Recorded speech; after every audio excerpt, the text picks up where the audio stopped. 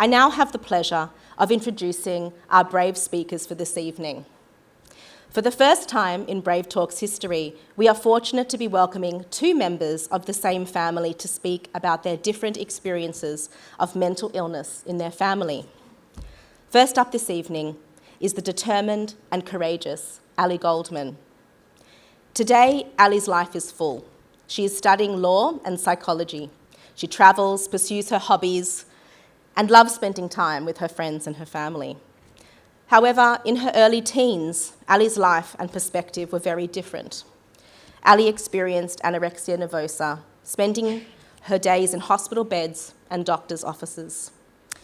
Through this journey of immense pain and growth, Ali is ready to share how her recovery has given her a newfound appreciation for life. Please make welcome Ali Goldman. From the outside, anorexia nervosa may seem to be quite a visible disease, a disease defined by extreme weight loss. And whilst this is the stereotype, it is not the whole truth, hardly a fraction of it. Most of what anorexia is invisible.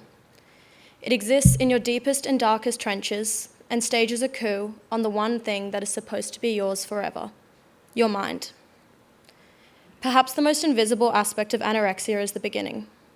Even now, looking back, I couldn't see it happening. It's extremely difficult to illustrate, but the best way I've been able to describe it is like becoming possessed by a devil that speaks to you in your own voice.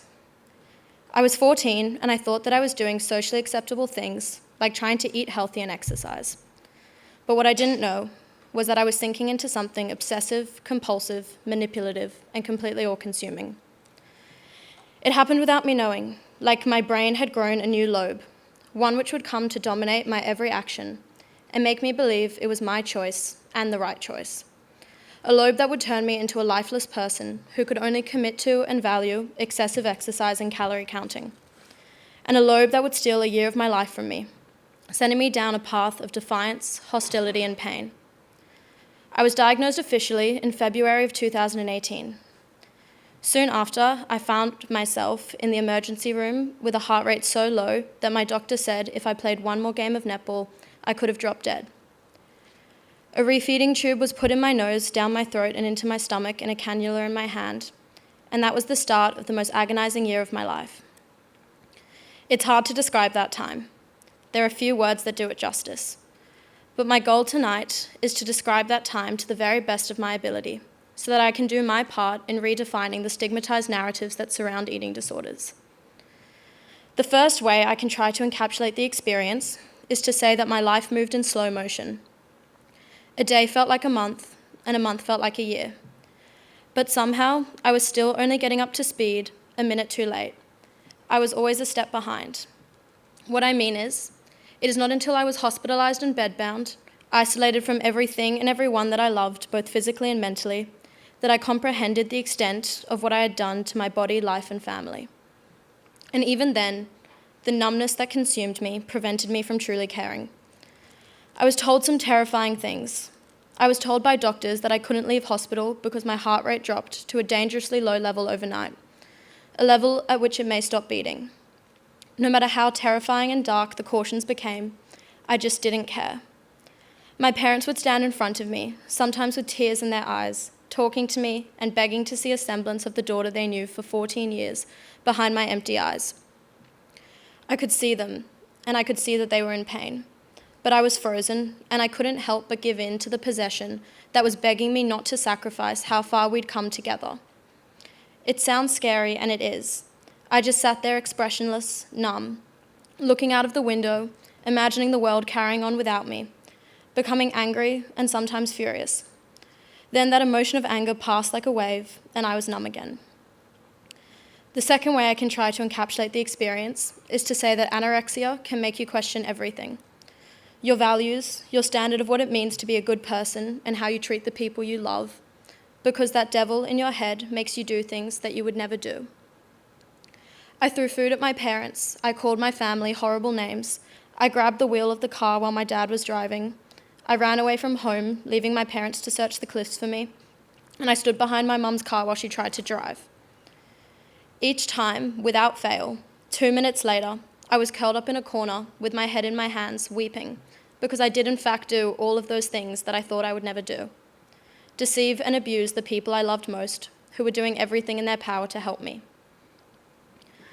People will often say casually in conversation, "She's lost her mind," or "he's acting insane," when someone does or says something somewhat unusual or far-fetched. When writing this speech, I came to consider that perhaps a literal interpretation of such commonly used phrases is the best way to encapsulate experiencing anorexia. I quite literally had lost my mind to that devilish voice.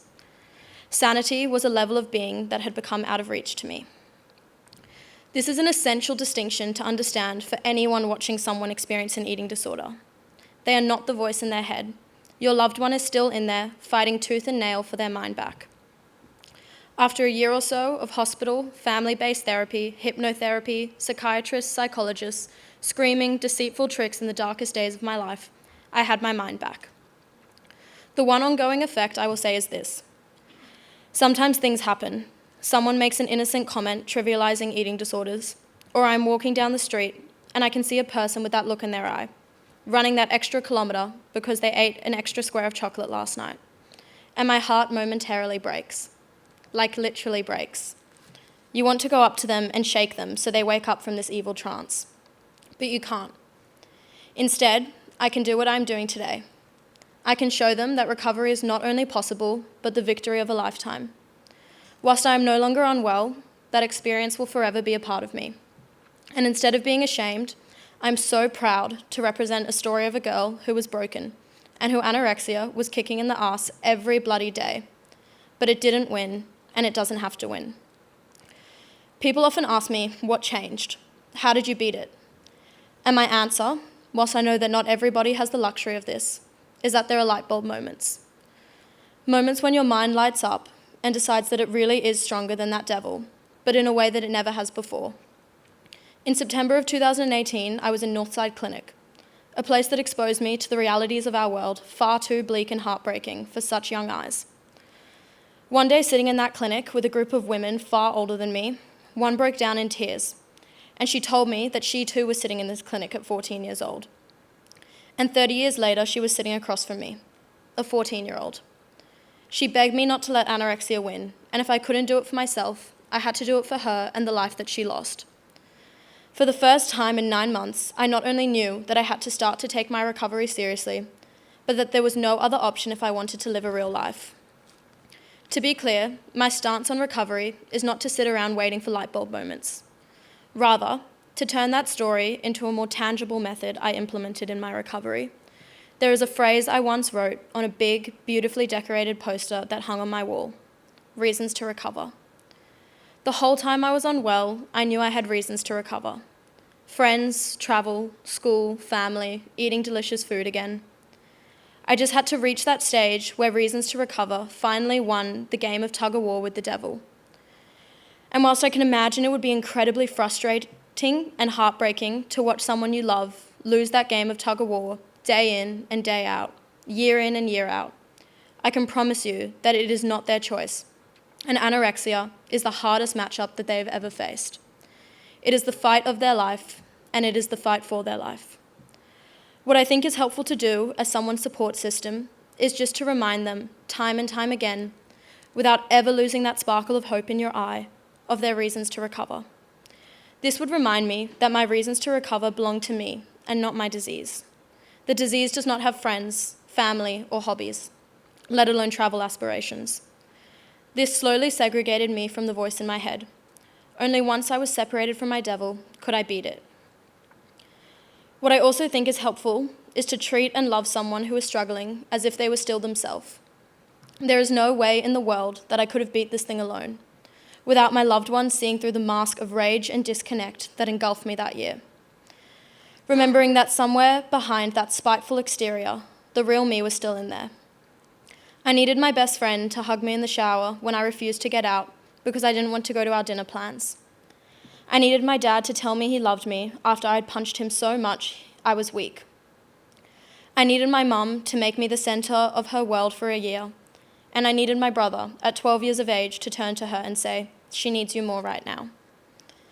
Today, I believe that just like happiness, opportunities, and love are essential facets of a full human experience, so is experiencing true pain, because to be human is to experience a wealth of emotions.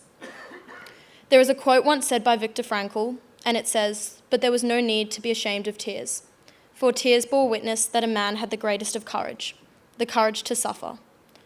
At 14 years old, I learned that experiencing pain makes you human. Every day since, I have learned that beating that pain can make you feel more alive than you have ever felt before. Standing in front of all of you today, I'm being vulnerable. I'm sharing a part of me that many people choose to keep invisible.